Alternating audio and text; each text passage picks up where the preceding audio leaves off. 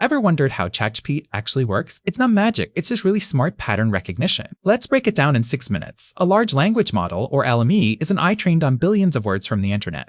It learned patterns in language, like how words connect and what usually comes next. Think of it like learning to predict the next word in a sentence, millions of times over. That's essentially what ChatGPT and other chatbots do. During training, LLMs see text and practice predicting the next word. Get it right, improve. Get it wrong, adjust. After billions of predictions, they become incredibly good at understanding context and generating human-like responses.